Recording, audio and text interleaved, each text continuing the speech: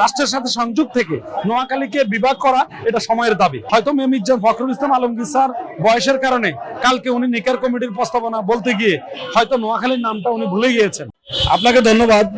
আপনি অনেক সুন্দর একটা কথা বলেছেন যে নোয়াখালীর ভাষা আছে, মানে নোয়াখালীর ভৌগোলিক সীমানা আছে, নোয়াখালীর সমুদ্র সম্ভাবনা আছে, নোয়াখালী একটা দেশ হওয়ার মতো ভৌগোলিক সীমানা। আসলেই আমি একত্রতা পোষণ করছি আপনার সাথে, কিন্তু দেশের রাষ্ট্রের নিরাপত্তার স্বার্থে এই কথা আমি বলতে চাচ্ছি না।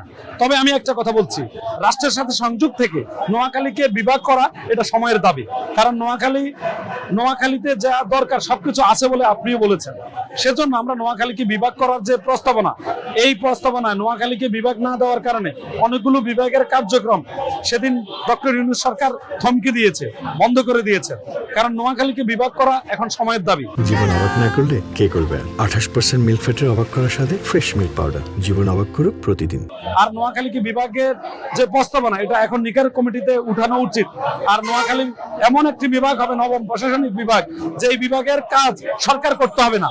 নোয়াখালীর শিল্পপতিরা, নোয়াখালীর ব্যবসায়ীরা, নোয়াখালীর সমাজসেবীরা, নোয়াখালীর উদ্যোতন আমলারা দৃষ্টি দিলেই নোয়াখালীর এরকম একটা নোয়াখালীর কয়েকটা বিভাগের মতো মর্যাদা নিতে পারবে। তাই একটা রয়্যাল বিভাগ হবে নোয়াখালী বিভাগ। এই নোয়াখালী বিভাগ বিল পাস হবে, এটা বাংলাদেশের প্রধানমন্ত্রী নোয়াখালী বাগিনা জনাব তারেক রহমান বুঝতে সক্ষম। আর আমি বলতে চাই, হয়তো মির্জা ফখরুল ইসলাম আলমগীর স্যার বয়সের কারণে কালকে উনি নিকার কমিটির প্রস্তাবনা বলতে গিয়ে হয়তো নোয়াখালীর নামটা উনি ভুলে গিয়েছেন।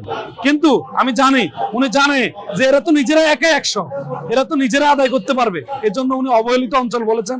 পাশে নোয়াখালীর রয়্যালদেরকে বাদ দেওয়ার যেটা, এটা বাদ দেওয়া হয়নি, এটা উনি ভুলে গিয়েছেন। আমি চাই নোয়াখালীকে বিভাগ দেওয়া হোক। কারণ নোয়াখালীতে ঠেঙ্গাচর, নিজুমদ্বীপ, নোয়াখালী হাতিয়া, নোয়াখালীর যে মানে ভৌগোলিক সীমানা, নোয়াখালীর সর্বমিলায় নোয়াখালী একটি অন্যতম এলাকা। আর সবচেয়ে বড় বিষয় হচ্ছে যে নোয়াখালীতে আলেম ওলামার জন্ম, যে নোয়াখালী বীরশ্রেষ্ঠ রুহুল আমিনের জন্ম, যে নোয়াখালীতে নোয়াখালী সমাপ্তি বেগম খালেদা জিয়ার জন্ম, সেই নোয়াখালীকে বিভাগ দিবে না, এটা আমি বিশ্বাস করতে পারি না। অনতিবিলম্বে নোয়াখালীকে বিভাগ দেওয়া হোক। তাহলে অন্তত আপনারা যে বলেন ভিন্ন একটা দেশ, এটা থেকে নোয়াখালী রাষ্ট্রের প্রতি আনুগত্য রেখে এগিয়ে যাবে। এই দুর্বার গতিতে নোয়াখালী বিভাগ একটি অন্যতম বিভাগ হিসেবে কার্যকারিতা নিবে, এই প্রত্যাশা শেষ করছি। পিপলস নিউজকে ধন্যবাদ জানিয়ে শেষ করলাম।